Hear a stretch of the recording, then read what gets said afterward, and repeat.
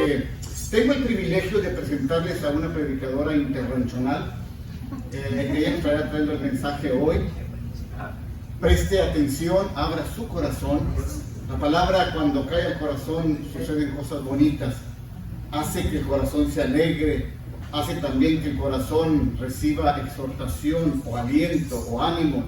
La palabra también hace que el corazón entienda y sepa el grande amor de Dios para nosotros. También a veces la palabra nos regaña y nos llama la atención. Vamos a orar para que la hermana Sara ahora traiga palabra de aliento y no le regañes. Amén. Hermana Sara, véngase. Gloria al Señor. Goces en esta tarde, hermanos. Estamos bien contentos, bien felices, porque Dios nos da el privilegio de estar en su casa para adorarlo. Dios me los bendiga. Dios les bendiga a todos en esta tarde. ¿Cómo están? Bien, bendecido. Bueno, ya prometo que los vamos a sentar. Voy a poner eso aquí porque ando afónica y mi esposo con mucho gusto, ¿verdad? Ha disfrutado el tiempo que no he podido hablar. Pero estamos aquí para la honra de gloria del Señor. Voy a pedir que abran sus Biblias, a dar lectura en el versículo 29 del capítulo 1 del libro de Juan. Cuando lo tengan, indiquen con un amén. Una vez más, el libro de Juan, capítulo 1, Amén. versículo 29.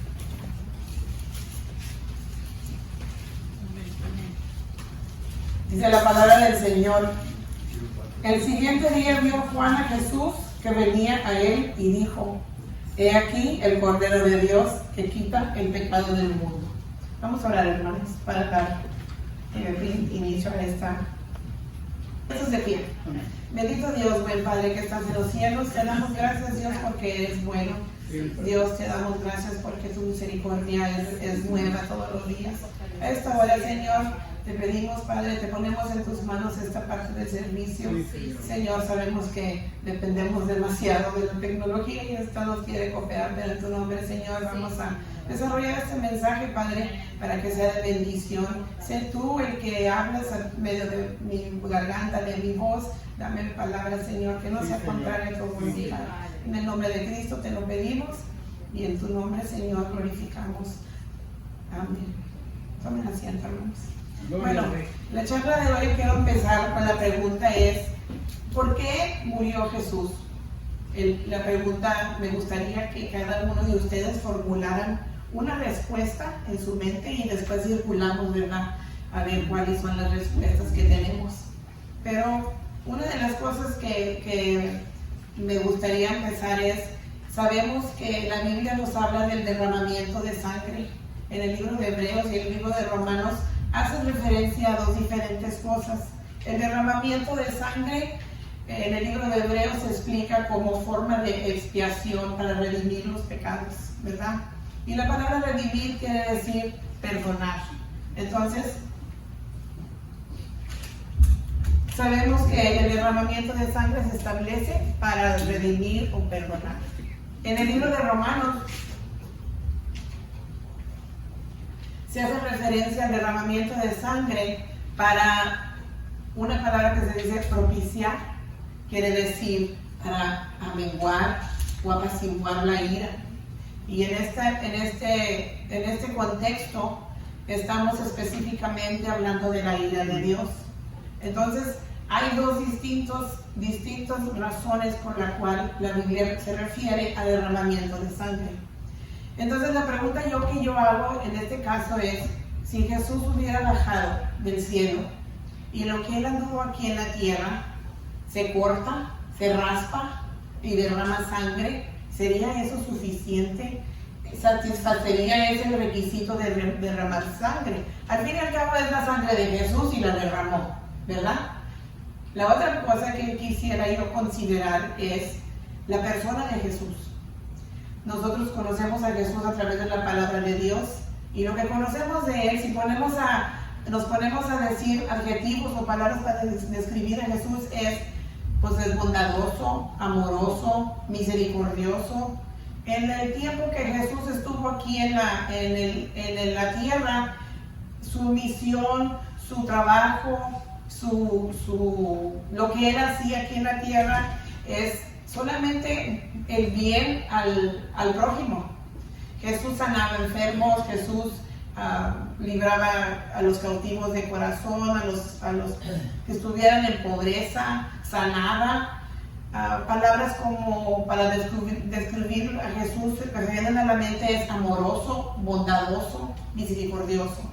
Entonces, si conocemos eso de Jesús, la pregunta otra vez, ¿por qué tuvo que morir una persona como Jesús? Y la otra cosa que yo quisiera considerar es que la muerte que Jesús sufrió no fue cualquier muerte, fue muerte de cruz. Y en el antiguo imperio romano, la muerte de cruz era una muerte muy atroz, muy horrenda, que solamente estaba reservado para el peor de los criminales, a las peor de las personas, se reservaba para los esclavos, se reservaba para las personas que cometían a lo mejor que las personas que cometían algún crimen, alguna cosa que pues fuera imperdonable, ¿verdad? Entonces, otra vez la pregunta, si Jesús fue una persona bondadosa, si solamente era el derramamiento de sangre, ¿por qué murió Jesús? Y la pregunta no es para cuestionar a Dios, la pregunta es para nosotros llegar a un conocimiento del propósito de Dios, para nosotros tener un entendimiento cuál es el propósito de Dios para nosotros en nuestra vida. Entonces, ahorita sí les voy a decir, quizás en su mente su respuesta a la pregunta ¿por qué murió Jesús? Quizás sería algo como para darnos vida eterna, para vencer la muerte, para perdonar mis pecados. Y todas esas preguntas pues son bien legítimas, son válidas, porque en realidad si Cristo no muere, no tenemos vida eterna. Si Cristo no muere, nosotros viviéramos en pecado y no conoceríamos lo que es la redención de Dios. Pero la realidad es, esas respuestas son válidas, pero son el efecto de la muerte de Jesús. En otras palabras, porque Jesús murió, usted y yo, los que hemos creído en Él, tenemos vida eterna. Porque Jesús murió, tenemos el perdón de nuestros pecados. Pero no responde, no da la respuesta a la causa, la razón, el motivo, la circunstancia, el propósito, ¿verdad?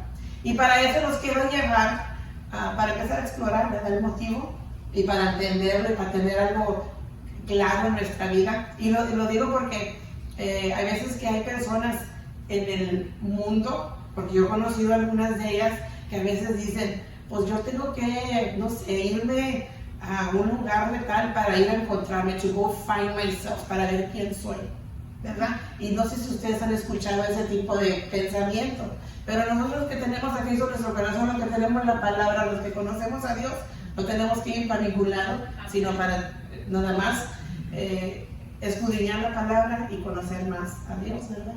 Entonces, para entender el propósito, por qué Jesús murió, los llevo de nuevo al principio. Allá en Génesis, el capítulo 2, nos habla, primero el capítulo 1 nos habla de que Dios nos hizo a su imagen y semejanza.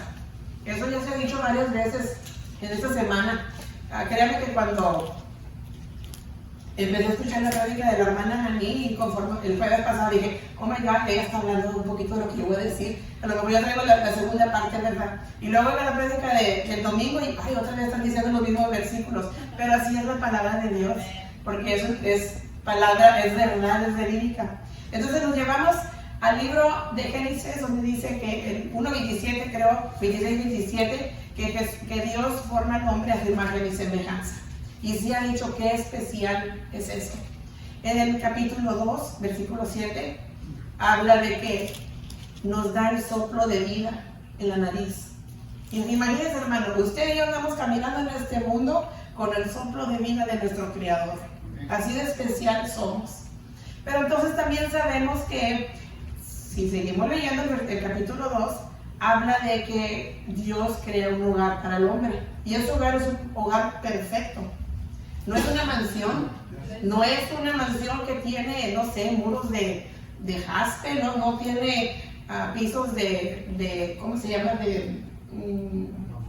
bueno, de lo más lujoso que haya. No tiene techo lujoso. El techo que Dios, el hogar que Él creó, es el cielo. En las alcobas del hogar que creó, la naturaleza, los árboles, el suelo, es el tapiz, la hierba, los zacates, toda la naturaleza que Dios creó. Y ese es el lugar perfecto que Dios tenía imaginado para el hombre. O no imaginado, que Él había propuesto. Y si vemos específicamente cómo dice la palabra de Dios cuando está describiendo que Dios crea el jardín o que Dios crea un huerto en el Edén, dice, puso al hombre. Entonces lo crea afuera y Dios está planeando, ¿verdad?, el hogar, y va y lo pone. Porque ese es el propósito, ese era el deseo de Dios, que nosotros tuviéramos un hogar perfecto. Pero sabemos que en el capítulo 3 nos describe que la caída, ¿verdad?, la desobediencia. Empezamos a ver el pecado. Y si a partir, lo interesante de esto es, en la Biblia hay, si no me equivoco, 1189 capítulos.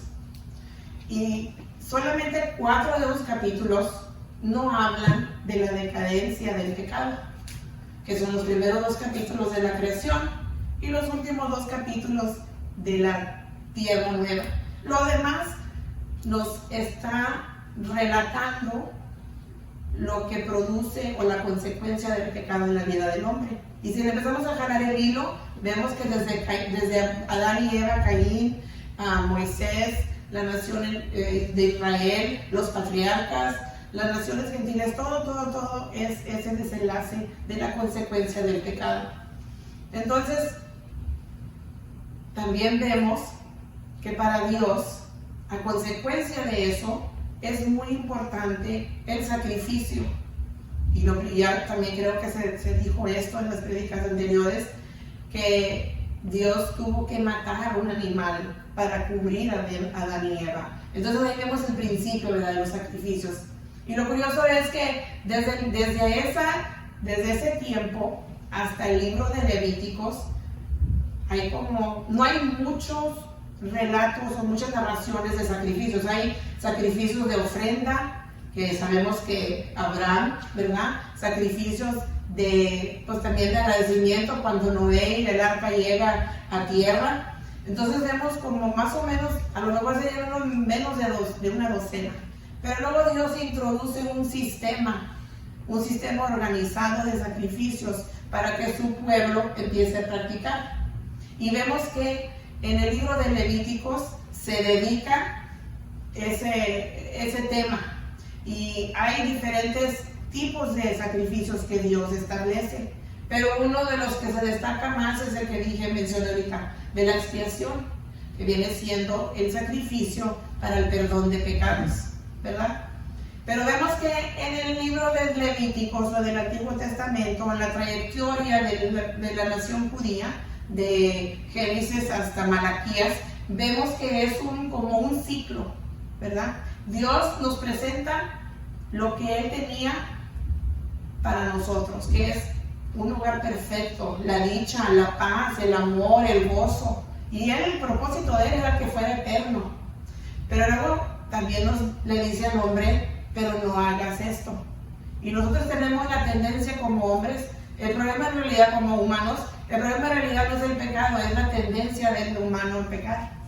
Y un ejemplo que se me viene a la mente es cuando yo estaba pequeña, vivíamos en Río Bravo y no sé qué estarían haciendo construcción y había unas láminas de esas galvanizadas que ponen en los techos y estaban empalmadas y dice mi mamá, el patio no estaba pequeño, estaba un poco grande, y nos dice, no vayan a jugar allá.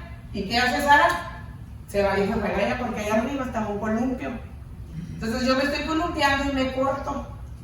Entonces, pues estaba fea la cortada, pero yo no fui y le dije a mi mamá que me corté, porque yo sabía que no me iba a ir bien. Entonces ese es un ejemplo que traemos, ¿verdad?, ya de niños, que si nos dicen que no, allá vamos. Entonces, mi mamá, el propósito de ella era eso, para cuidarme, para protegerme, para que no me golpeara, para que no me lastimara. Así es nuestro Padre Celestial con nosotros. Pero tenemos esto, ¿verdad?, que tenemos la tendencia de siempre hacer lo que nos dice no se haga. Entonces, Dios establece el sistema de sacrificio con ese propósito, para que tengamos nosotros una oportunidad de restablecer, porque cuando el hombre peca y Dios lo expulsa del Edén, el hombre pierde lo que Dios tenía preparado para él. Nosotros a consecuencia de eso estamos viviendo eso, ¿verdad? El hombre pierde el paraíso, pierde la oportunidad de vivir felices, pierde la oportunidad de... Dios le dio dominio al hombre todo, porque le digo, sí le dio el paraíso, pero también dijo que labrase y guardase. Entonces, aunque le tocaba trabajar y guardarlo, Dios le proporciona todo lo necesario. Pero otra vez la consecuencia, ¿verdad?, de querer hacer la tendencia esa de, si nos dicen que no hagamos algo, ahí hagamos la consecuencia. Entonces, Juan aquí describe a Jesús. Esta escena que leímos, me imagino yo que Juan está, dice el capítulo antes, él había bautizado y el día siguiente, y me imagino que Juan está predicando, tiene un grupo de personas, y allá a lo lejos ve caminar a Jesús, y cuando él se percata, o cuando ve que es Jesús, él lo identifica, que ahí el Cordero de Dios. Curiosamente, hermanos, esta frase es la primera vez que se usa en la Biblia para describir a Jesús. En otros tiempos, como en Isaías, se usaba la palabra cordero, pero como iba a decir metáfora. La voy a decir, pero voy a explicar lo que es metáfora. Metáfora como comparación, comparar a Jesús como un cordero. Entonces, pero Juan es el primero que lo identifica, el Cordero de Dios. Y no volvemos a ver esa frase hasta el libro de Apocalipsis. Entonces, uno de los requisitos, o uno de las... Dije que el sistema de sacrificio fue algo que Dios dio organizadamente y había ciertas cosas que se tenía que cumplir. Una de esas cosas es que para sacrificar, para la expiación o para el perdón, tenía que ser un animal, un cordero sin mancha, sin arruga. Sin mancha, tenía que ser primogénito. No tenía que ser primogénito, pero sin mancha, uno de los mejores. En la historia de Israel, cuando Dios los libera de Egipto, el requisito era para el primogénito, para poder salvar al primogénito de Israel, se tuvo que derramar sangre.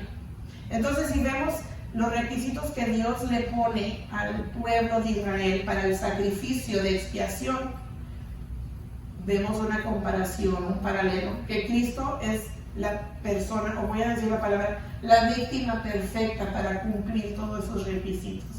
Y el problema era de esos sacrificios es que cuando se empieza algo, y creo que también tenemos esa tendencia, cuando empezamos algo nuevo, empezamos con muchas ganas, empezamos de corazón, empezamos a hacerlo así como Dios lo ha dictado, lo manda, tenemos ese fervor. Pero la trayectoria de la historia del pueblo de Israel fue larga. Y en todo ese tiempo nunca se cambió nada de esas prácticas. Entonces lo que empezó a pasarles, se volvieron ritos, costumbres. El sumo sacerdote era el que único que podía entrar, ¿verdad?, al lugar santo para hacer ese sacrificio. Antes de que sacrificara él ese animal para el pueblo, tenía que hacer un sacrificio para él mismo, un becerro. Entonces se vuelve rito, se vuelve costumbre. Y creo que aquí también encaja algo de lo que a lo mejor tenemos la tendencia nosotros. Cuando venimos al camino de Dios, empezamos con mucho fervor, gozo, mucha curiosidad por saber y querer y aprender, venir a la iglesia, leer, todo lo que se pueda, ¿verdad? Somos esponjas. Ya conforme estamos creciendo, como quien dice, como que nos ponemos en un, ¿cómo se llama eso? Un plateau. Y llegamos a un nivel que a lo mejor ya no necesariamente que nos alejamos, pero que nos ponemos conformes y empezamos a hacer cosas por costumbre. Venía hablando con mi papá de algo que se acostumbraba, no sé si se acostumbra ahorita, pero se acostumbraba antes, y sí le pregunté, ¿y eso por qué era, papi? ¿Por qué? Se acostumbraba antes que en los cultos, tenemos cultos de jóvenes y femenil, se hacía un reporte y se decía, pues yo leí tantos capítulos, yo hice tantas oraciones, yo le hablé a tanta gente de Cristo esta semana, alcancé, ¿verdad? X. Y entonces yo empecé le preguntaba eso porque cuando yo estaba estudiando eso, se me vino eso a la mente.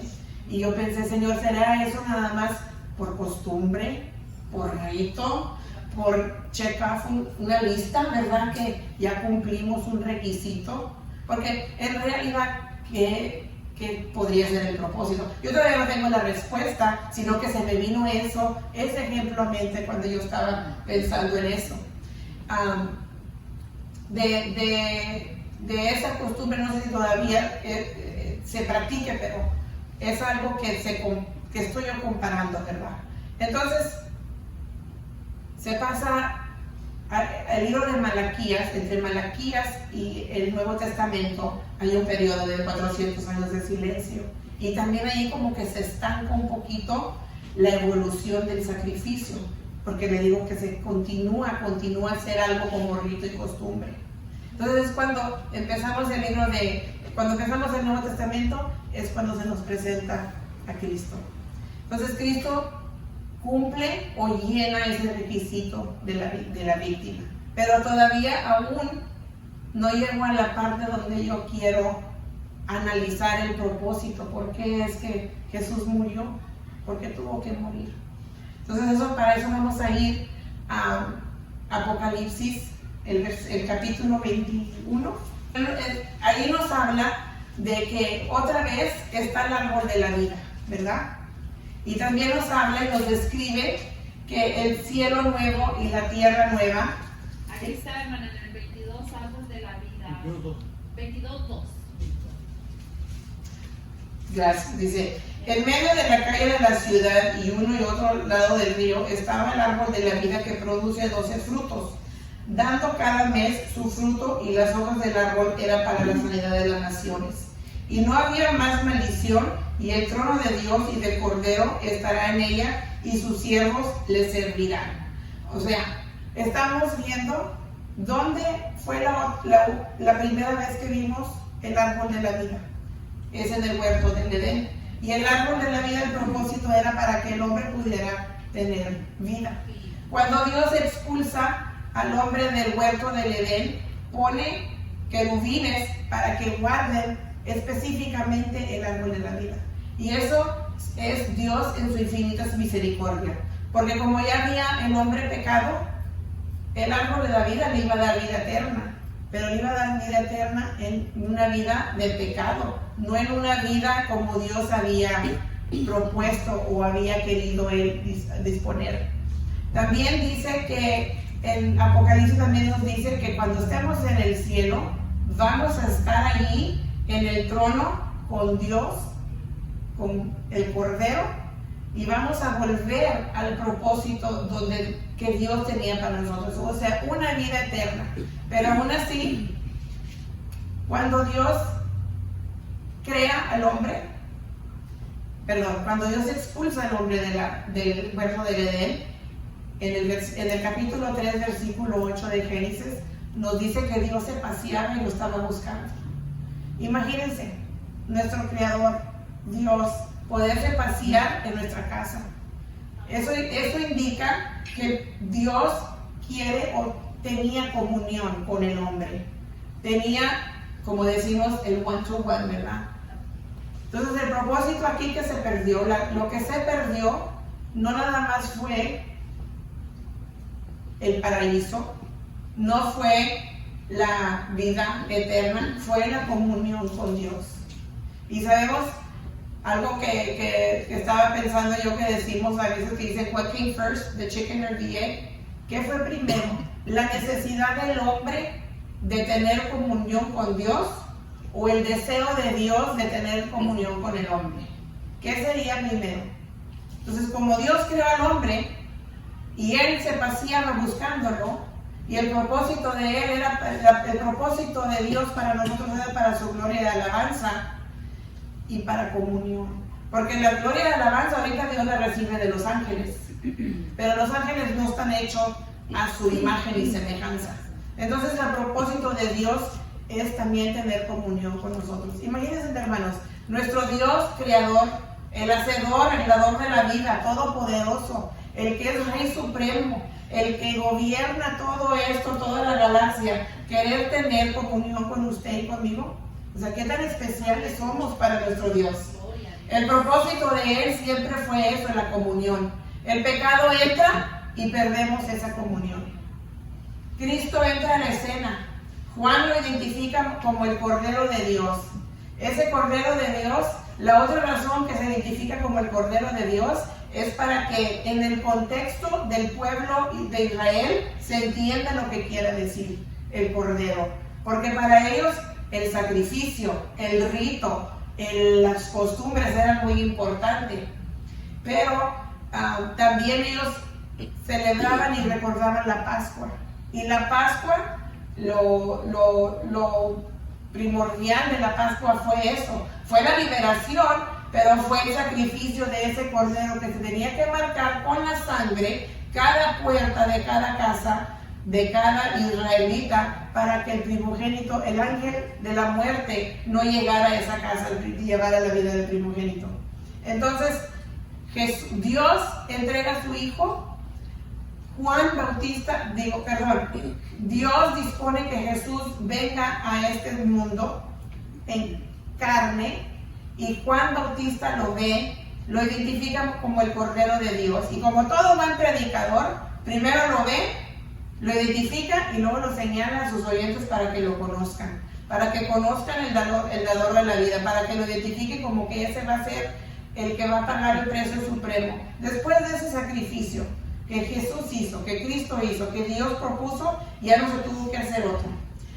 Ya no se tuvo que depender de un sumo sacerdote para tener acceso al lugar santo. Usted y yo tenemos acceso a ese lugar. Dice la palabra de Dios en el libro de Hebreos que nos podemos llegar al trono de la gracia confiadamente. Confiadamente quiere decir sin tener que preocuparnos de que tenemos que tener un intermediario. Confiadamente quiere decir sin tener que cargar el sentimiento de culpa del pecado, porque Cristo ya murió, Cristo ya vertió su sangre, Cristo ya dio el sacrificio supremo para que usted y yo no tuviéramos que cargar eso con nosotros. Muchas de las veces nos cuesta trabajo dejar ese sentimiento de culpa. Y no sé si sea porque, es que yo pienso en mí, no sé si porque de veras siento culpable o porque pues a lo mejor queremos sentirnos como víctimas y más piadosos si vivimos así. Pero en realidad ese no es el propósito de Dios. El propósito de Dios es para darnos libertad, es para darnos libertad, para darle honra y gloria a Él. Ese fue el propósito, darle honra y gloria a Él, para que tuviera Él un ser que pudiera tener comunión y pudiera tener familia. Dios, dice la palabra de Dios en Juan 4:8, que Dios es amor. Y una persona o una entidad que es amor, ese amor que uno tiene, ¿es para uno o para qué es? Para darlo, para entregarlo, para ofrecerlo. Entonces, la pregunta que hice ahorita, ¿qué fue primero? ¿La necesidad del hombre de establecer una relación con Dios o el deseo de Dios de establecer la relación con el hombre? Es el deseo. Lo primero fue el deseo de Dios de establecer, porque si no tuviera ese deseo nuestro Creador, no nos hubiera creado. ¿Ok? Entonces, otra vez pregunto, ¿por qué murió Jesús? ¿Cuál fue el propósito? Sí nos dio vida eterna, sí tenemos acceso, pero el propósito lindo, hermanos, es porque Dios quiere comunión con nosotros. Dios quiere esa comunión. Y por el hecho de que Cristo pagó el precio supremo, por el hecho de que Cristo fue el sustituto perfecto para ese sacrificio, nosotros podemos tener esa comunión con Dios. Ahora, la redención es lo que Cristo hizo por nosotros. Él murió y tenemos redención. Nuestros pecados son redimidos. La restauración de esa relación está por venir. Nosotros estamos en este mundo de paso. No se ha cumplido el propósito de Dios en nosotros todavía. Pero mientras que estamos en este mundo, nosotros sí podemos cumplir con el propósito que Dios tiene con nosotros. Entonces, si el propósito que Cristo murió, la razón que Cristo murió, fue para que tengamos esa comunión con Dios, hay que no hacerlo en vano, hay que no hacer la muerte de Cristo en vano. Sí aceptamos a Cristo Jesús como nuestro Señor y Salvador, porque Dios así lo determinó. La salvación viene de Dios. Él es el que la ofrece. Está en nosotros aceptarla o no. Él es el que la ofrece, pero nosotros tenemos que aceptar. Y ya aceptándola, todavía estamos en este mundo de paso. ¿Qué es lo que podemos hacer nosotros para tener esa comunión con Dios? ¿Qué son las cosas cuando ustedes, los que son padres, piensen en esto? Si tienen un hijo o si tienen varios hijos, ustedes siempre quieren proporcionarle lo mejor para ellos. Ustedes quieren siempre que estén bien, en lo que ustedes quepan, y mientras que ellos no puedan, darle lo que se necesita para forjarlos, para crecer en un ambiente sano, en un ambiente bueno. A lo mejor no pueden darle lujos, pero le quieren dar lo mejor. Así es nuestro Padre Celestial. Él quiere darnos lo mejor. Esa fue la intención. ¿Ok? Pero entonces piensen otra vez en sus hijos. Ningún hijo es perfecto. Nada más yo sé que mi papá va a decir que yo sí, ¿verdad? Pero ningún hijo es perfecto. Pero yo hablaba con una hermana hace cuestión de semanas. Pero ese hijo o esa hija que usted ama, dígame usted, ¿qué es lo que puede hacer ese hijo o esa hija para perder el favor de usted? ¿Pueden hacer algo para que usted diga, no more, ya no te quiero, no te amo, vete, márchate? No hay nada que ese hijo o esa hija pueda hacer. Así nos ve Dios en nosotros, aunque yo sé que a veces nos quieren ahorcar, aunque yo sé que a veces como hijos nos quieren dar, ¿verdad?, nuestro castigo, aunque a veces ofuscan, nos enojan, o nos hacen enojar. Así es Dios. Nosotros hacemos enojar a Dios, pero por eso Cristo murió. Fue ese sacrificio de propiciación. Recuerden que dije propiciación es para restablecer y calmar la ira. Cristo ya hizo eso por nosotros. Lo otro, mi pregunta es, si su hijo, vamos a suponer que crece y es un adulto, ¿qué padre y qué madre aquí no quisiera que del corazón de su hijo o de su hija ese teléfono sonara y, ¿cómo estás, papá? ¿Qué estás haciendo? Nada más te hago para saludar. ¿Sabes qué? Vamos a ir a tomarnos un café. O puedo pasar por la casa nada más para charlar, no necesito nada. Eso es el hijo buscando la comunión. Que no le dé alegría a su corazón. Porque a veces, si no tienen esa costumbre los hijos, ¿qué va a pensar el papá? Oye, ¿qué quiere este? ¿Por qué me está llamando? Porque a lo mejor nada más para eso llamamos, ¿verdad? Y alguien se rió aquí porque a lo mejor cayó. Así es Dios con nosotros. Él ya nos estableció, nos dio la oportunidad para que confiadamente tengamos esa comunión. Bueno, mientras que estamos aquí en esta vida, nos corresponde a nosotros aprovechar eso. Se usa mucho la frase, hay que buscar a Dios, hay que buscar a Dios. Y perdone si alguno lo acostumbra a decir, y no lo quiero decir de esta manera, pero lo decimos como que si Dios estuviera perdido. Dios no está perdido, los que estamos perdidos somos nosotros. Entonces Dios ahí está siempre, Dios está allí. No hay que ir a buscar. Dios nos da su palabra y nos dice dónde se encuentra. Aquí Él nos habla. Este templo, aunque es de material y Dios está en todo lugar, pero la importancia de venir al templo es para reunirnos como pueblo suyo que somos, como hijos. Si ustedes tienen más de un hijo, qué alegría da cuando se juntan todos, ¿verdad? Que todos están juntos, unánimes.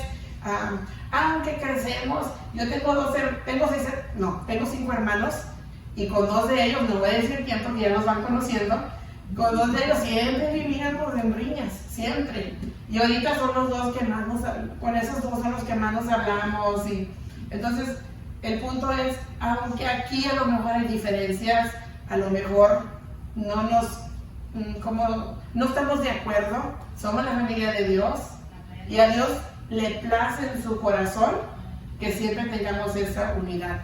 Que no importa qué riñas, no importa qué diferencias, no importa si hay algo que no estamos de acuerdo, ninguno somos mejor que otro. En los ojos de Dios, todos somos iguales. ¿Cuántos de aquí tienen más de un hijo?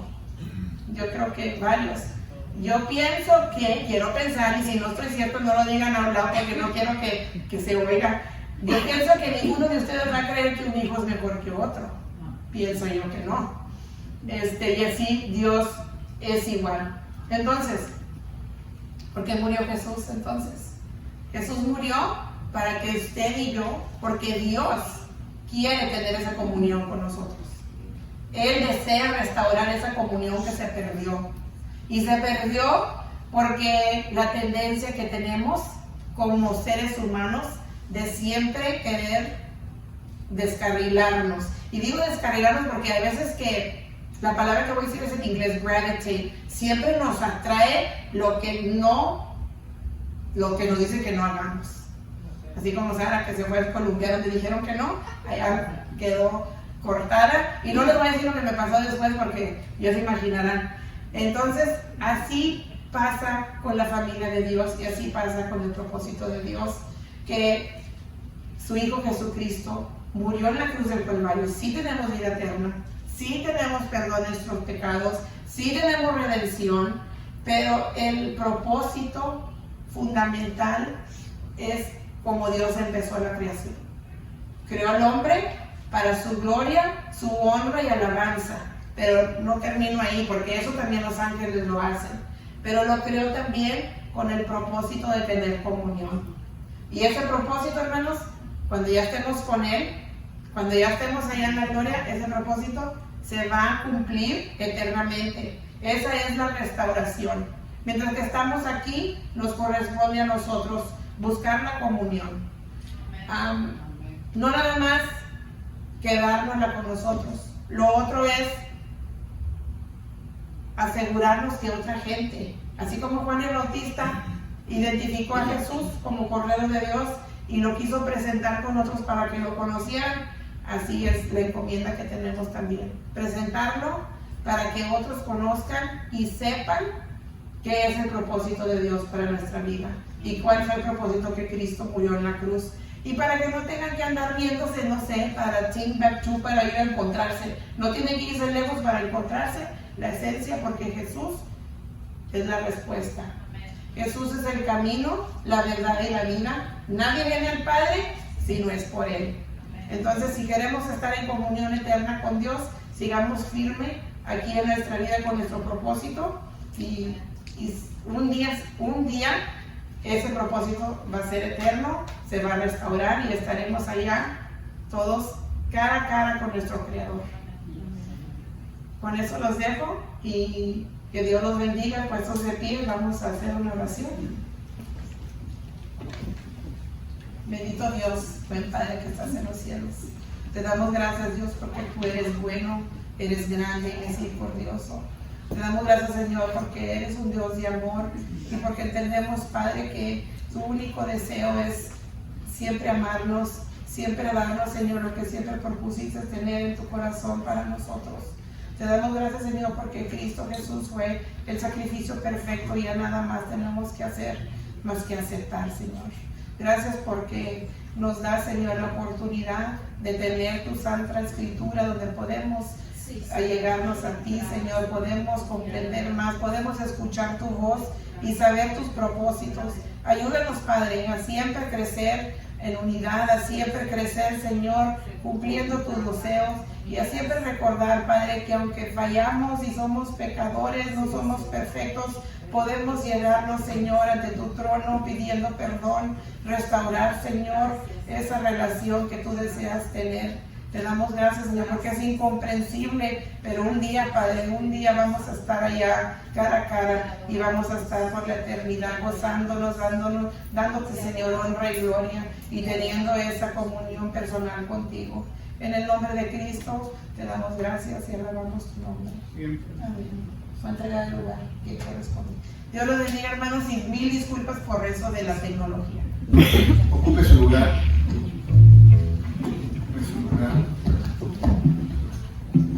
No se vale. No le conviene que hable, hermano, tablosísimo la enseñanza. Qué grande amor de Dios, hermano, de veras. Qué grande amor de Dios. ¿Sabe? Lo voy a llevar a cenar al restaurante de su preferencia. donde usted quiera, puede ser en Las Vegas, Nueva York, donde usted quiera. Yo lo llevo a cenar, Los Ángeles con Mickey Mouse. Si usted me encuentra en la Biblia que en el rebaño de Dios se menciona una oveja negra, no lo va a encontrar. Dios no tiene ovejitas negras. El amor de Dios es incomparable para cada uno de nosotros. Somos su rebaño.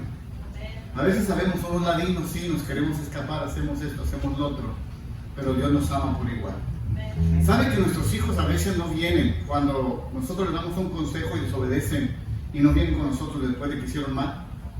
Porque nosotros le decimos, y antes de que llegue ya tenemos la chancla en la mano. Y sopas, aunque venga el muchacho que se quebró un brazo, lo que usted quiera, encima de eso le seguimos dando. Te dije que no lo hiciera, me desobedeciste, y la criatura grite y grite, lo que quieres que le vendes el brazo. Pero Dios no es así. Dios no es así, Dios nos ama. Nos ama tanto. Y dice Isaías capítulo 59, verso 2. Escuche esto. Eso que mencionaba la hermana Sara es una grande verdad, hermano. El mayor deseo de Dios, escuche esto, el mayor deseo de Dios es platicar con usted y conmigo. Qué importante es tomar un tiempo para Él. Él está anhelando, ojalá ver, ojalá Israel, ojalá Saúl, ojalá Susi, ojalá Sara, ojalá el hermano Oscar, tomarse un poquitito de tiempo para platicar con ellos. Desea, ese es lo que mueve a Dios, es el deseo de Dios. Que tomemos un tiempecito para platicar con Él. Paseaba por el huerto buscando a Adán, ¿dónde estás? Quiero platicar contigo. Qué lindo es el Señor, hermanos. Qué lindo es Dios que nos ama de esa manera. Mientras la hermana enseñaba, hermano, la felicito, ¿no? ¿Sabe? Porque por dos cosas. El mensaje estuvo muy lindo. Yo sé que Dios se lo dio para nosotros. Necesitamos escuchar eso como Grey, que Dios nos ama no importando las circunstancias. Segundo, porque estaba preparado. No importó lo que sucedió, se separó firme y le echó ganas. La felicito. Eso dice mucho, eso dice mucho. Venía a mi mente, cuando nosotros pintamos algo en la casa o en algún lugar y ponemos una advertencia, pintura fresca, ¿qué es lo que hacemos primero? Nos tocamos para ver que está fresca, ¿verdad? Así somos, hermanos, cuando Dios nos dice cosas y tratamos un poquito de tentar a Dios. Pero el mensaje es que todo lo que Jesús hizo fue por amor a usted y a mí. Capítulo 20, verso 28, Evangelio según San Mateo. Porque el Hijo del Hombre no vino para ser servido, sino para servir y dar su vida en rescate por muchos. Y ese es el grande amor de Dios. Hermanos, todos los que estamos aquí tenemos un grande valor. Dios nos ama con nuestras diferencias. Bueno, si Dios quisiera que fuéramos diferentes, nos hubiera hecho diferentes, nos hubiera hecho, no sé, diferentes de como somos. Somos lo que somos por Él, hermano. Tenemos nuestro carácter por Él, tenemos nuestra forma de pensar por Él. Y por Él podemos amarnos y llevarnos bien. Lo único reprochable es que terminó muy rápido, nos dejó bien picados. Dios la sigue usando, de veras, Dios la sigue usando. Hay un dicho en el mundo que dice, de tal palo, tal astilla. Se aprende bien, amén. Gloria al Señor.